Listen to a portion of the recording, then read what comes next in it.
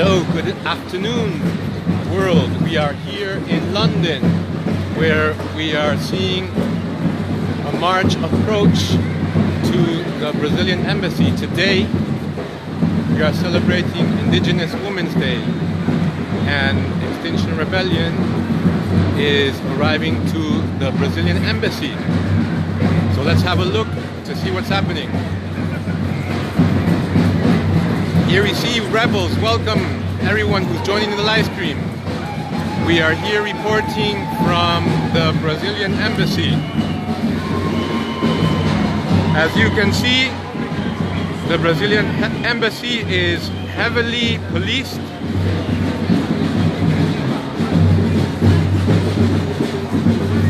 Rebels have gathered here today to raise awareness on the extractive system that is destroying the Amazon and taking indigenous lives. We've seen the heavy policing taking place during the last couple of days. Tactics of intimidation compared to what happens to indigenous people who stand up and defend the extractive system is nothing. Excuse me. Hello, how are you? I'm streaming to Extinction Rebellion. Yes. How are you today? Very well. Very tired about now. Very tired. I need some water. I need some water. Do you speak? Water? Muito obrigado. This is a march for the indigenous women for this Amazonian. There is big humanitarian emergency. They died of COVID. They burned the land. It's a genocide. They got 500 years in the making. There's still colonial style there. And we have to finish slavery. They're slaves. We need help. We need help. Because it's not only the people, but it's the animals, the plants, and the knowledge. The knowledge that they have that we don't even know it. So we need help. I'm from Central America, so I've experienced how the indigenous live in balance with nature, and the neo-colonial system expropriates the land for mining, for deforestation. Yes, yeah, okay, we'll talk later. Have a good day, muito obrigado. So let's see what's happening over here. We got flags, banners. In the past days, we've also seen how rebels from the HS2 rebellion have been raising awareness of the ecocide taking place here in Britain. We have a sign that says genocide equals ecocide. It would be wonderful if we could find someone who could explain to us what that means. But it's beautiful to see the consciousness, the awareness that is being raised.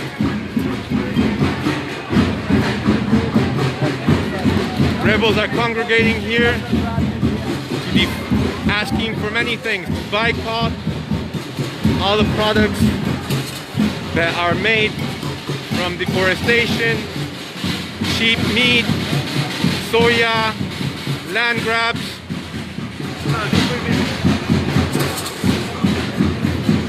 Here in Britain and all over Europe, we've seen throughout history that they go to other countries to expropriate nature and exploit it for profit. Lots of the privilege that we have here is due to the exploitation of the majority of the world.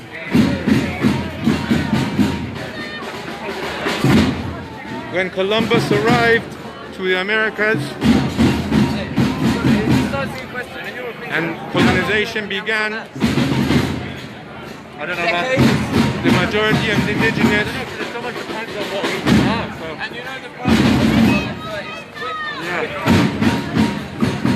So we're saying here that we have to stop the harm. That's the first step in reparatory justice. We must stop the harm.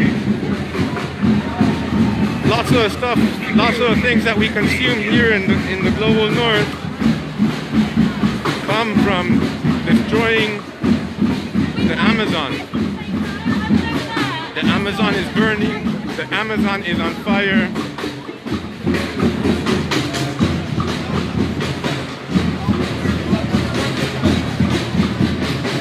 So let's go see if we can find some people and they can tell us a little bit about why are we here today. We can see the Brazilian flag. We can see all the police that have congregated in front of the Brazilian embassy. There's a trade deal that is right now being negotiated with Mercosur, the countries in South America, that will lead to even more deforestation. We know that Bolsonaro has expressed himself in very racist terms, even describing that the mass killings that took place in North America, he would have wished that they would have also taken place in South America. And we have a neoliberal system in which it's considered that nature can just be raped, can just be destroyed for the profit of a few.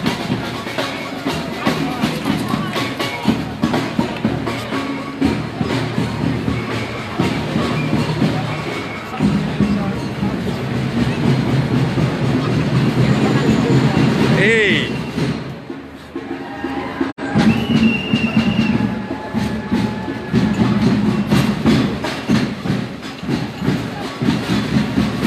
So indigenous lives matter. Right now with the COVID crisis, on top of all the problems that they already have,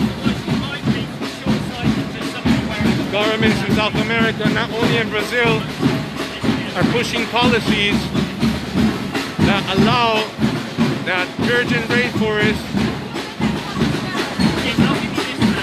is destroyed at a more rapid pace.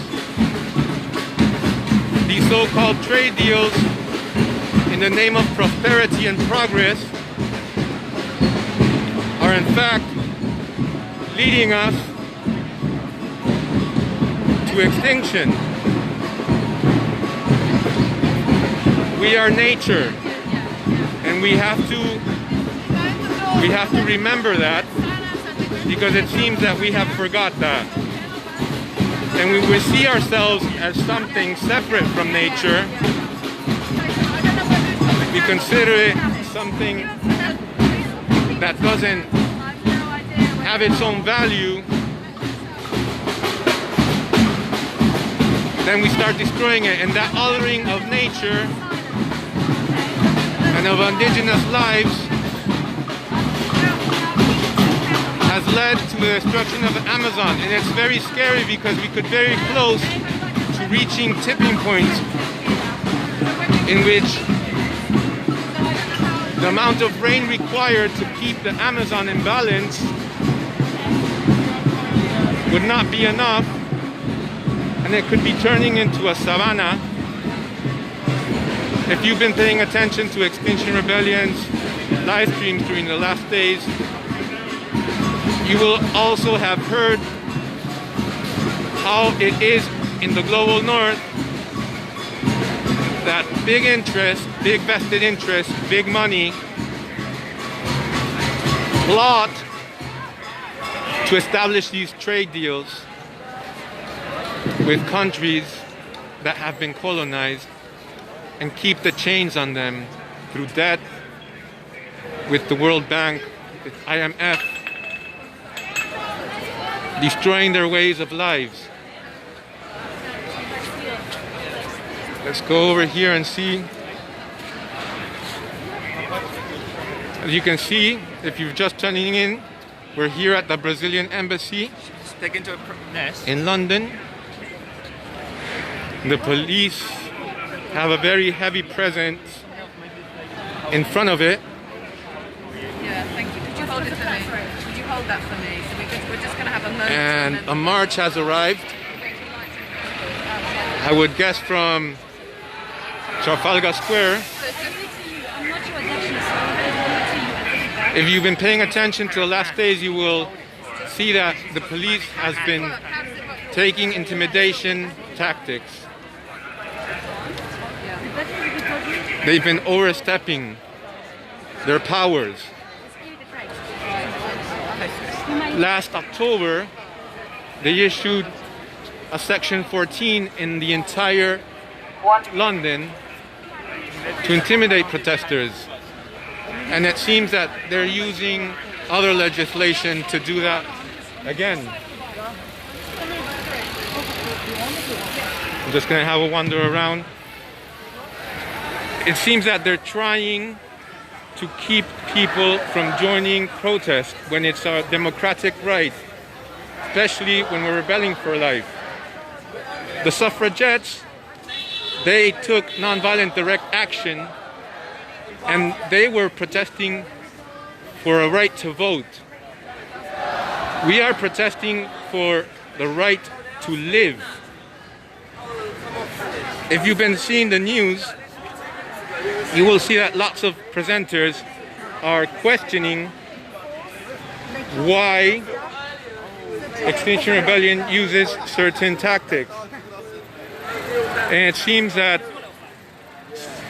they would have to open a history book, because each time there's been an evolution, a progress made in our liberties, it's been through people rising up.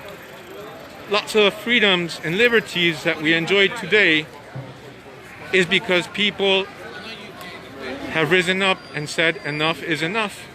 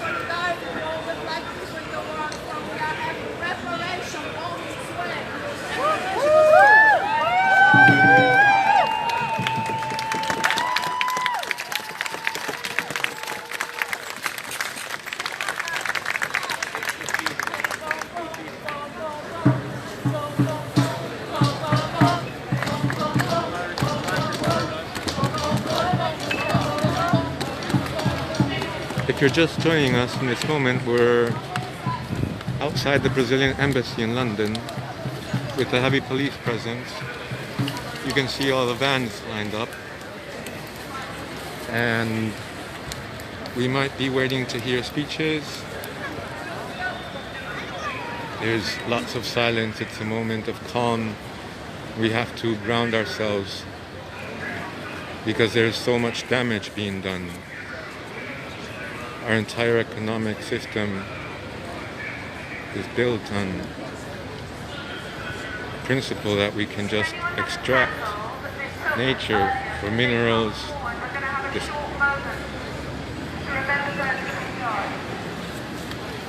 It seems we're going to have a short moment to remember those who have been killed from the destruction of the Amazon. Let's have a look.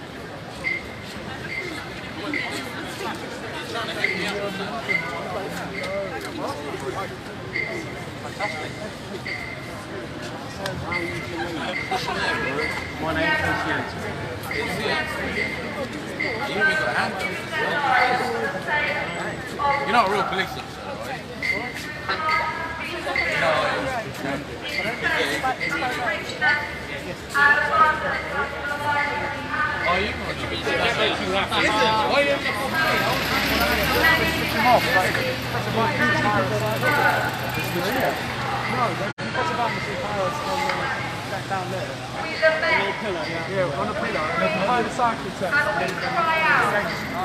Against their murder and the destruction of the forest.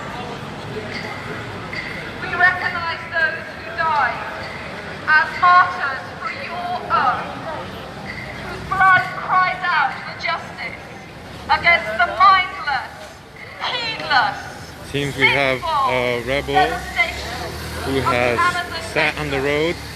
our sacred, Others are on the sidewalk. ecology and earth. We light these candles to You can see that remember rebel. Let's get closer to see if we can listen. Seems we have someone from Christian Climate Action. If you can see the lady with the t-shirt in black and the white extinction symbol with the cross on the top. And they're lighting some candles.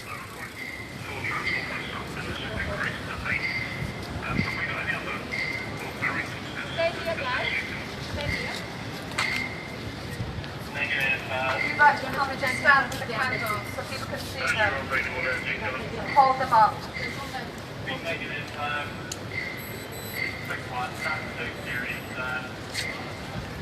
So we're going to say a short prayer for those who have died, for those who have paid the ultimate price in our struggle for the land, for this planet, and for the people that live on it. And we pray that you, Lord, will kindle in our hearts the fire of that same passion, that same spirit, the spirit of life, the spirit of this earth, the spirit of protest, of liberation and of joy. Bless us now here in this place, and all who seek to act justly, to love tenderly, and to walk humbly on this your sacred earth. Bless the non-violent, for they will inherit the earth. Amen.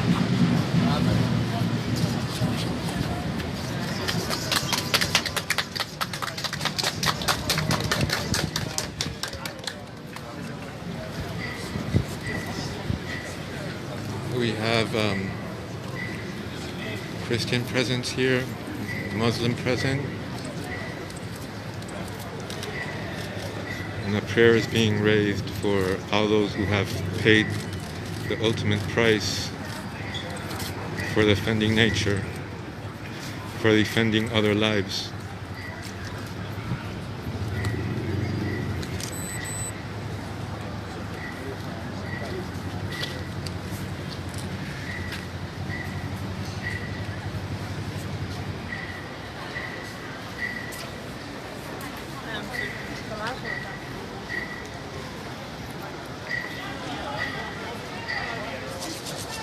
We have someone here, a conscientious protector who has sat on the ground, people willing to give up their freedom.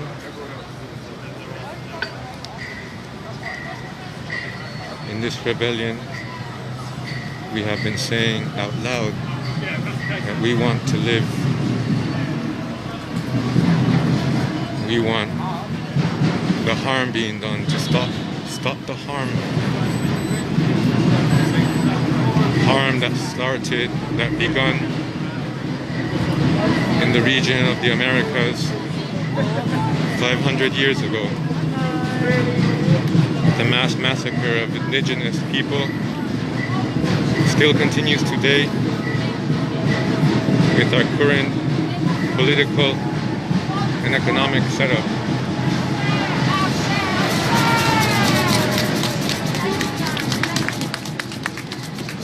Someone sounding the maracas. Para los que están aquí sintonizándonos, estamos en la Embajada de Brasil, en Londres, donde activistas de la rebelión contra la extinción están alzando su voz en señal de solidaridad con todas las muertes que se están dando por nuestro sistema económico y político extractivista. Amigos de Latinoamérica, ustedes bien pueden contestar esto de primera mano, sabiendo cómo las potencias del norte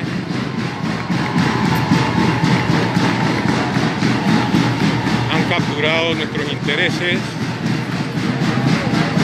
y con los tratados de supuesto libre comercio se enfocan en darle a empresas extranjeras, no sé ni cómo describirlo, la oportunidad de destruir los recursos naturales de los cuales dependemos para la vida, para lucrar. Se da con la minería a cielo abierto, que es sumamente dañina.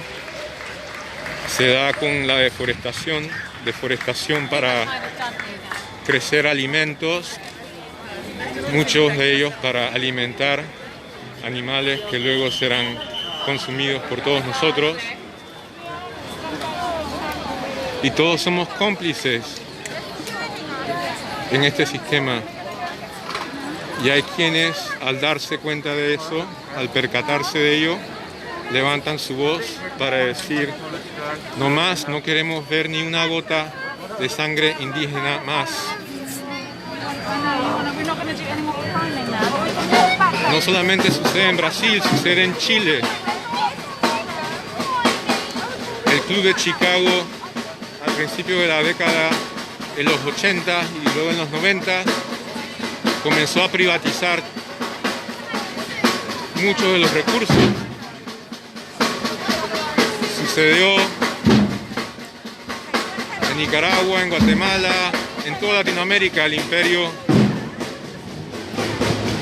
extractivista de Europa, de Estados Unidos. So if you're just joining us, welcome here on a beautiful day in London, where the police has been overstepping their powers. This afternoon, people were having an example of what a citizens' assembly could be like. They were exercising their democratic right in Trafalgar Square, and people were social distancing. They were in small groups, because that's what happens in the People's Assembly. Breakout groups where you have the opportunity to converse with others about certain point views, and they just started to disperse the crowd and make arrests. And isn't that a huge irony that people were exercising what could be considered as the future of a democracy, an upgrade of democracy where people have true representation that is totally participatory, and the police, under the orders of the government, or who knows who, broke that up. We also saw that in the lighthouse Greta. I don't know what happened, where the police did the same.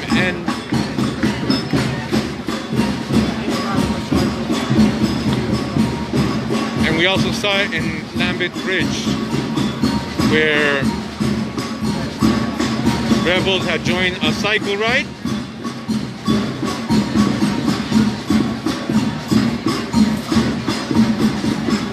And only 6 rebels had locked on and blocked the road, and over 200 were arrested. So we have to consider and question the systems that are in place.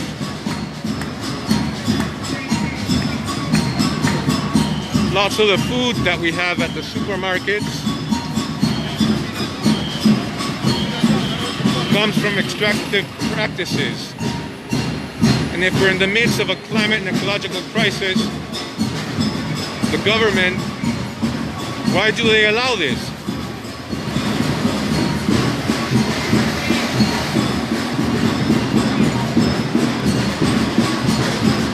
So I'm gonna go find what would you guys like to ask questions if you want to?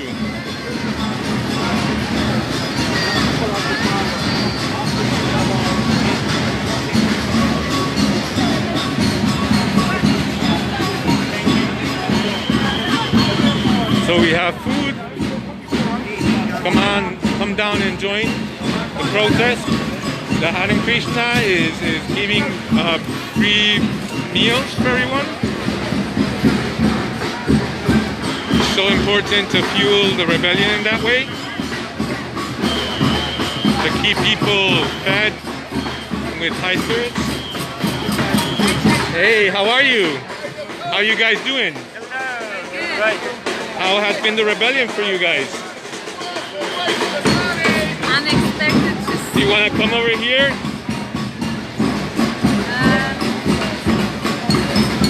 Yeah, it's been a really powerful rebellion. We've seen lots of communities out on the streets and movements of movements. We've seen really harsh and rather questionable behavior from the police. Let's get a bit further from the noise. Yeah, Very happy music going on. very happy music going on. Yeah, So I saw the other day that the lawyers did some actions. yes. So it's sort of, that's a really beautiful thing. I'm seeing over there Muslims and Christians raising prayers. The Faith Bridge was out. What did the Faith Bridge do? Because I haven't seen that much of the Faith Bridge. They are stationed at Parliament Square. They're doing a 24/7 prayer vigil with the Buddhists, the Muslims, the Christians, the Jews. Extra Jews is doing lots of different events and talks. The families are out, the grandparents are out, the scientists, the lawyers, they're all beautiful. So it's about bringing people from all different walks of life. Yeah, and they're all here. The mothers, the fathers, the teachers. So the Faith Bridge, despite, is it that people aren't supposed to be in Parliament Square after a certain hour, but people are going there to pray then?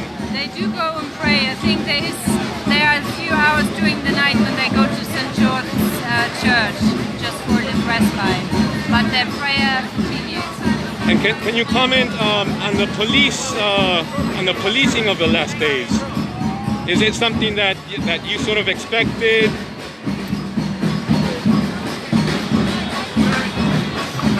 I mean, for me, it's been almost that.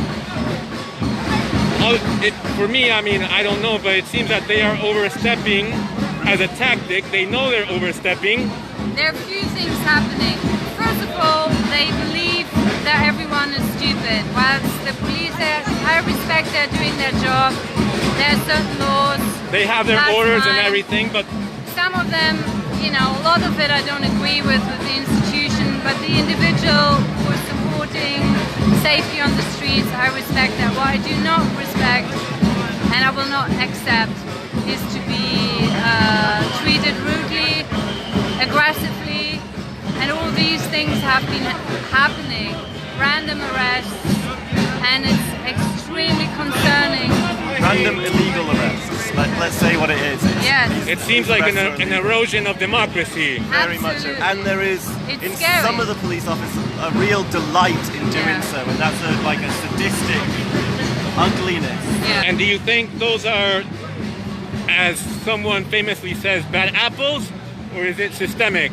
I think it's systemic. The number of times we've seen it the last Yeah. few days, it seems it's got to be systemic. There is something that... I mean, we are a non-violent, very, very peaceful movement, and I felt being really put onto the edges because of extremely unacceptable behavior by the police.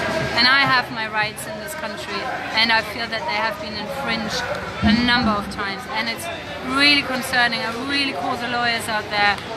This is really is unacceptable, and it's scary. It is scary because it's not even that right here, differently than in Brazil, that they're experiencing the effects of climate. We see groups of thugs at the HS2 camps. What is this? Where Britain... Thugs with sledgehammers that are preventing people from having food and water. We are in the United Kingdom. I mean, there are a lot of things wrong, but when have we had bands of thugs operating for private companies, beating people, putting their life at risk? My friend was cut off, being on a rope. She was cut off. She could have broken her neck. I saw that. She fell like a good 20 feet, a good 4 or 5 meters. People were injured, and these are thugs. That's it. And the police is behaving in ways that, unfortunately... I haven't had time to read the news, but is this being reported in the news? I have not seen that at all. Have you? About HS2 or about the police violence? About the police violence, and I haven't seen it being reported. No. So maybe it is something that, you know, we had because of the tone of our skin, or because the numbers, the privilege to not experience until October, but it's something that many people experience in their day-to-day lives. Yeah, for sure. And we've seen a group of 30 police officers beat a person of color up just 3 hours ago in a different protest in the middle of daylight. Singled out the one black person, and ambushed him, chased him down, and beat kettled him. that person so that there would be no video footage of it. I mean, all these things are happening late daylight now in London. And what is the root cause, do you think, of this happening?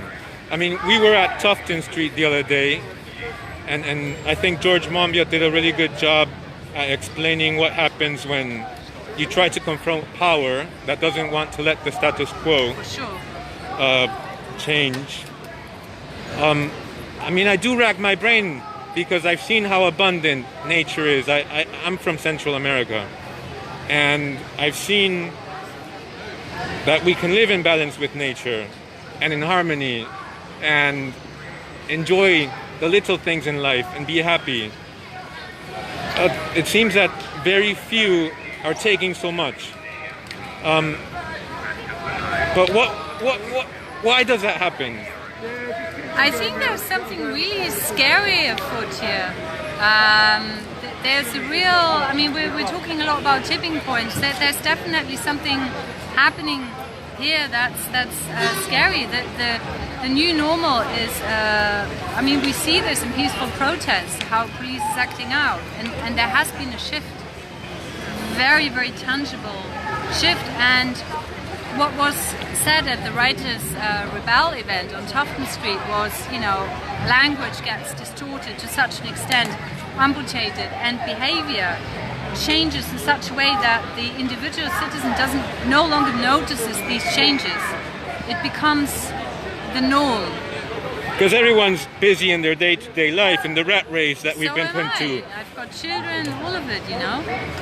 And it's almost that we've been, indoctrinated in our schooling system to just be consumers, to try to get happiness and purpose through buying and accumulating things. Yeah. And that's what we're aiming for. And it seems like the deterioration of our own civil liberties just happens gradually, little by little, Oh, yeah. almost like the frog in the hot water that doesn't notice that he's being boiled. But what is scary right now is that the things that are happening, obviously, with the climate ecological crisis, we're not only talking about liberation and freedom anymore, but our own survival. And guys, I'm gonna go over there because there's some speeches. We're here in front of the Brazilian embassy, and like one of the first XR actions was here, and I'm like so glad that we're back, but it's terrifying. of what's happening in the Amazon. The way that Bolsonaro is just changing laws, decriminalizing violence against indigenous people. It's horrific what's going on down there. The land is being intentionally burnt, the forest is being intentionally burnt so that the miners and the other extraction industries can come in, steal the land, kill the indigenous people, the people that are the stewards of these forests. These are the, you know, they are the defenders, they're the immune system of the forest in many ways. And they have the knowledge of how to live in balance with nature, which is sacred knowledge, which we all so desperately need, because we don't know how to do that here. We are so out of whack. We need them. We don't need them killed. We need them to be alive. Like, our survival depends on their survival. And the Amazon itself, the forest, it's getting to its tipping point. It isn't just a forest that continues to exist. It requires a certain number of trees to pull the water from the ocean into the forest to rain, to continue the cycle of the to be a rainforest, right? The Amazon, the biggest river in the world, relies on the trees being there. When the trees are cut down, they won't suck the water anymore, which means that the entire forest could die within the next decade. But it's not only the carbon that those trees absorb, but then from burning them, the carbon that they liberated. So it's a tipping point. It's a tipping point, and that's a tipping point for like the entire planet. If the lungs of the Earth go and they spew all of that carbon into the atmosphere by being burnt and being desiccated, like there's not going to be human life. And we are at the tipping point, and we need to do something really big right now. So that's why we're on the streets, no? In nonviolent direct action, civil disobedience. Yeah. I remember seeing last year a fox who died on top of that scaffold. What do you call it? Scaffolding. It's not scaffolding. Pointing lots of message because we don't want to see more indigenous life. I'm gonna go stream. Yeah. Thank you. Thank you. Against the Spanish colony, and she was captured and killed. All that time today. That's why we're marching today. That's why the Bolivian movements come out every year to march. Celebrate that we have a earth, we have a role. Nothing. We've been doing it for 500 years. We've been rebelling for 500 years. And the slavery is still going on. And you are the slaves as well. Wake up. Wake up. Wake up. Okay, we're going to follow the orders of our prime minister. We're going to walk back in our bubble. So, okay. Amazon! Amazon! Amazon! We will back, and we will be millions!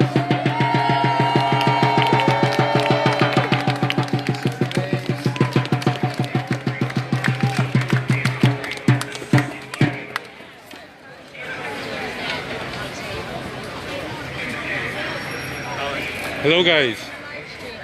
Hey, how you doing? Yeah, sure. Was it live right now? Yeah. All right. Okay. Facebook UK Global. All right. Welcome to the Stage is live all stream, yours. everyone. Amazon's Rebellion launching today here in the UK. A wonderful new group for our Movement of Movements coalition. One of the things that's really strong about Extinction Rebellion is that it inspires action from everyone. We want to empower people from different communities, from different groups, to realise their strength in non-violent direct action. And so I'm honoured and inspired to have people here today from the Colombian community, from the Brazilian community, organising an action to protect indigenous lives and to stop the ecocide that's currently happening in Brazil.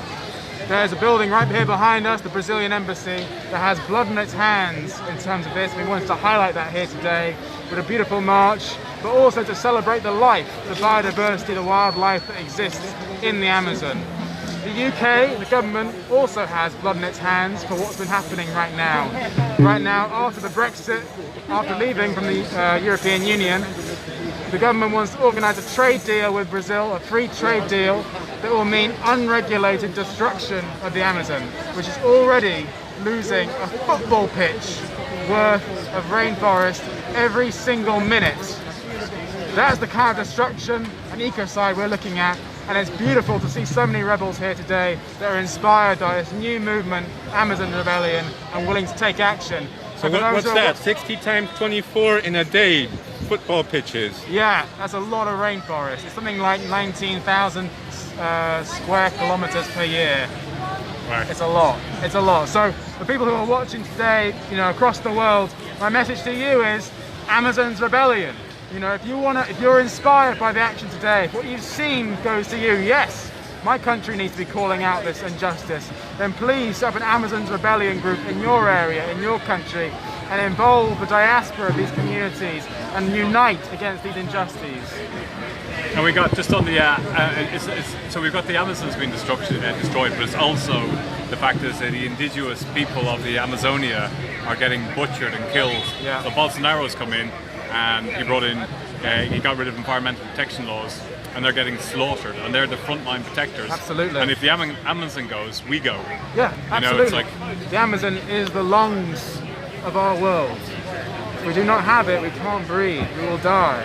yeah. It sequesters so much carbon and homes so much biodiversity that without it, we will start to die. Yeah. And that's not long down the line. Yeah. That's really I've lived soon. in the jungle, and when you see just only one tree, the amount of animals it has, just one single tree, the amount of birds, the amount of plants, and when you consider that a whole football field is getting slaughtered every single minute, the amount of death. So I'm really happy that Extinction Rebellion here in the UK is saying stop the harm. Yeah. So what do you know about the trade deals going on between the UK government and Mercosur?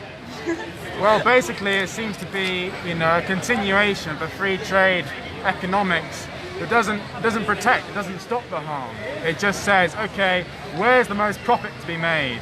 What can we mine next? What can we pillage next? Regardless of whose land it is or what the values are of the people who are there.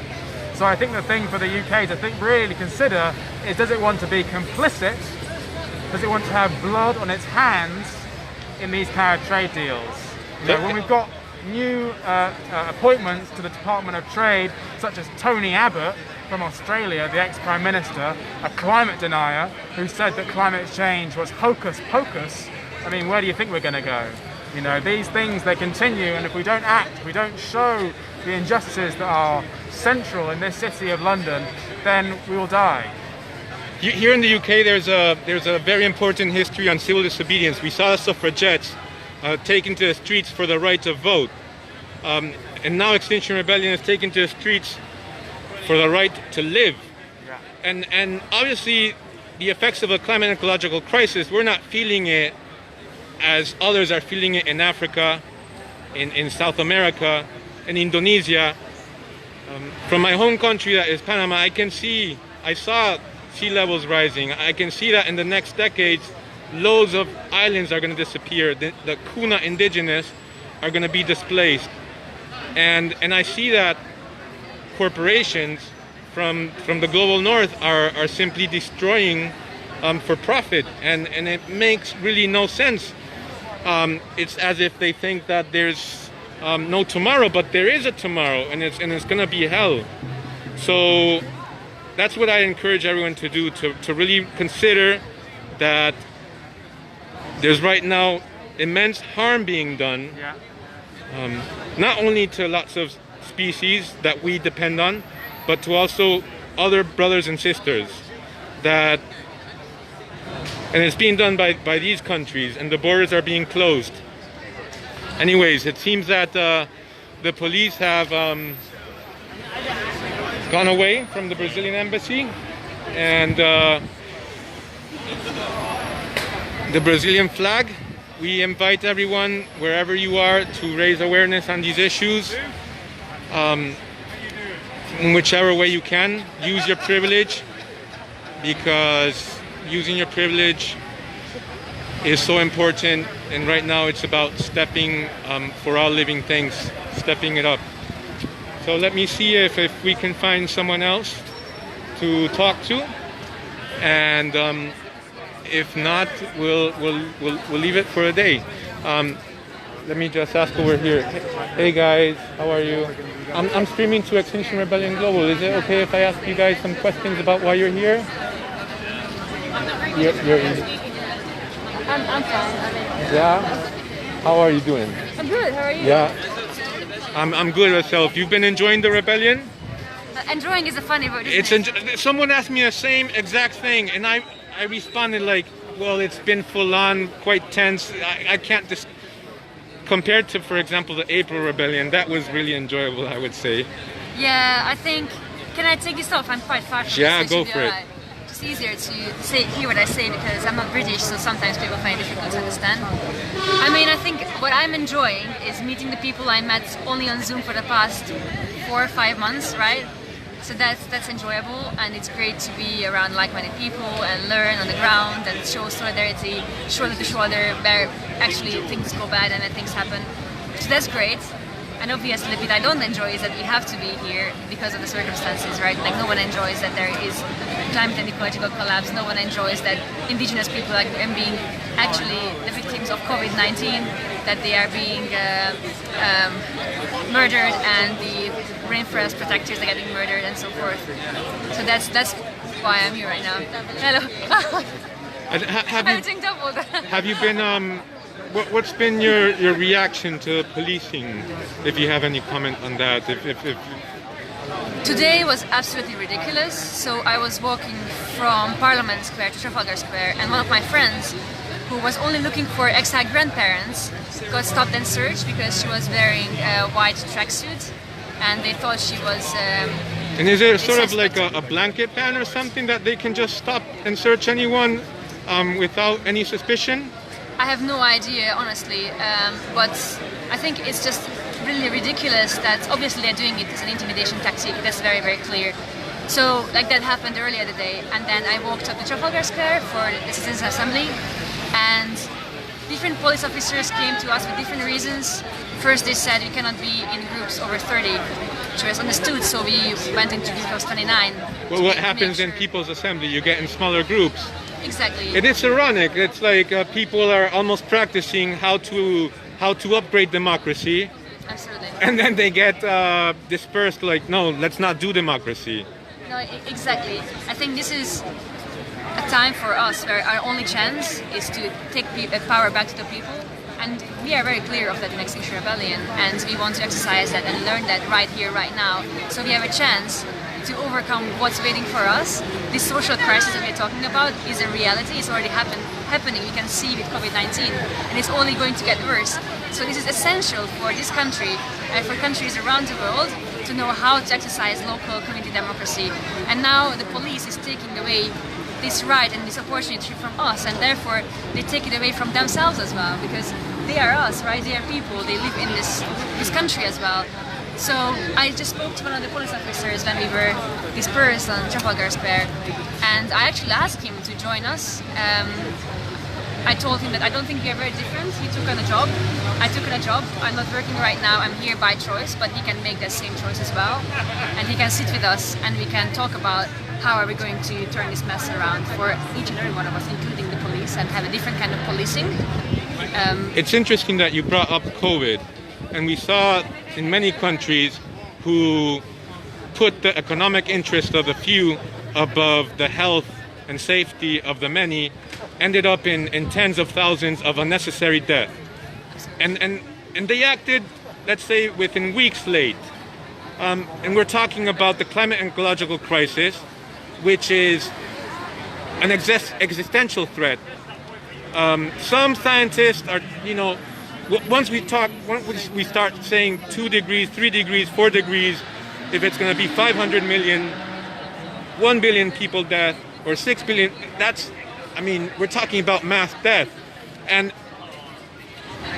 the climate and ecological emergency bill was tabled, and then they said, 6 months later. And it's almost like a joke because Parliament declared the emergency. They haven't done anything about it, really. And now that a whole array of organizations from different sectors of society has pushed the issue forward, they keep kicking it down the road. And it's very illogical that after experiencing a lockdown, in which the concepts of what is an essential job, what is an essential transport, that things could be very different, that they just say, you know, let's just go back to normal. Let's just go back to what we were doing before, and brought COVID, because COVID comes from destroying nature. Many scientists say that the next pandemic might come from Brazil, obviously from the rate of deforestation, these zoonotic diseases from coming in contact with other species that have had those viruses, you know, evolved with those viruses, but now they're coming in contact with us humans. That's exactly true. I have kids, so I rebel for them, but I also rebel for the people because I'm from Panama, and I married a Brit, so I have the privilege to move around borders, but there's many people who don't have that privilege. Where are you from? Hungary. Hungary. Yes. Yeah. You mentioned like a lot of very important things, and I think one context of the way we talk about the climate and ecological emergency is to acknowledge the fact that it's no longer just a threat for many people around the world. This is already happening in the global south majorly, and it's happening to the 99% of the people, and we are being separated by all kind of tactics. We know that racism, patriarchy, sexism, these are all weapons that are used against people, and I don't think there is someone sitting up on top and intentionally doing these things, but this is within this system. This is deeply ingrained in the way that we operate in this country and in this world right now. Started thousands of years ago, even before, with colonization and so forth. So it's in our deepest systemic roots, and so that's the job that we have to do right now, is to overcome this, and not just have a different structure and a different way of talking about each other, but also have a deep cultural change. And there is this idea from, well, I should maybe say that I think the best person to articulate this would be, the best group would be XR ISN, XR International Solidarity Network. They have been doing an amazing work in the past 2 years, and maybe even before, since XR started, and they have been talking about this from the very beginning. And I think we are only just waking up to this message that extinction and climate change and droughts and flooding and all of that comes with the climate crisis and social crisis is already happening around the world. And just because we can't directly see it right now here in the UK, especially middle class and above, it doesn't mean it doesn't happen around the world, and also doesn't happen to the working class here in the UK as well. Well, here in the UK, I think about 50% of our food comes from overseas. So obviously a bread basket collapse could, you know. But I wanted to ask you about Indigenous Women's Day, because today is Indigenous Women's Day. I saw on social media that APIB was going to have some events with Indigenous women leaders, but I mean, I'm a man, so I'm asking you as a woman, would you tell me a little bit more about that? I think I'm probably not the best person to talk about Indigenous women. I was born in Hungary, and it is a country in Central So Europe. we should tune into APIB tonight. Exactly. I think what I would suggest as a person who is not an indigenous person or has no direct connection is to not try to interpret what they say, but go and listen to them directly. So if there is any opportunity to listen to women who come from indigenous groups or what's the word? Groups, listen to them directly and don't filter it through someone who doesn't understand. And I think that's the way to learn, is to go to the source and be humble. Their voices. Exactly, and elevate those voices. So if you have a chance to put someone forward who can talk about their experiences, then that is our job, and that is the way to use our privilege. That's why I had this megaphone, I pass it around. I just gave it to this gentleman. And your learning experiences about all these topics, what's been your journey, or how have you been learning about, you know, these systems of oppression, of patriarchy, sexism? Is it with your involvement with Extinction Rebellion? I see you got an Animal Rebellion badge. So I think my journey started over 4 years ago when I first went vegan. Actually, that was the first time I really looked into what happens. You know, it's one form of oppression, and it's easy to understand because everybody cares about animals. they're innocent, so feeling their pain is really easy to tune in with. By the women, sometimes we have some kind of a distance, and it just seems like there is more of a barrier to understand them. But then obviously once you open Pandora's box, it just starts to flow at you. So then I got the opportunity to learn through Extinction Rebellion, and then obviously Animal Rebellion, which opened up many other doors for me. And through XR I got in touch with XR Muslims, for example, XR ISN, International Solidarity Network, Global Justice Rebellion, and a lot of really amazing groups who talk about their own experiences. So I think this is still a learning journey for me and many people in the movement. It never ends, and I think that's the necessary approach, is that we never know everything, and we really need everybody and everybody's experience to be heard, so we can take meaningful action and not only recreate the same structure, if you know what I mean. Yeah, so I really like that you're here as part of the Animal Rebellion. For it's a very powerful idea, this idea of a movement of movements, because obviously there's some things that XR and Animal Rebellion aren't aligning, but there's loads of things that there is full alignment. So when you're able to say and sit down, like, we agree on these things, let's work on them, because together we are more powerful. And the rest, you know, I guess it's up to a citizen assembly. And Animal Rebellion also talks a lot about system change, I would imagine. Absolutely. So we all come from this perspective that we need the system to change. And we talk particularly about food systems because we recognize that we have an unsustainable and unfair global food system right now, which is not fair to animals, it's not fair to humans around the world, it's not fair to the future generations, not to us either. So it's really messed up. I don't want to say the effort, but it's really messed up, and it's everybody's interest to change it. And we know that there are alternate options because we have lived in this planet for a long time. We have different kind of ways to do agriculture and to grow food and feed everybody. But to be able to do that, we need specific people who work for this, and that's what Animal Rebellion does. We highlight the effect of animal farming constantly, and also we know it's linked to COVID-19 because, as you just said before, pandemics and HIV, AIDS, COVID-19, Ebola, they all came from destroying nature. Exactly. These zoonotic diseases, and they come because of the way we interact with nature. And so that is also one of our key messages right now, is that we cannot avoid future pandemics unless we address animal culture and fishing as a whole. So tomorrow is actually a big joint march, the Ocean March.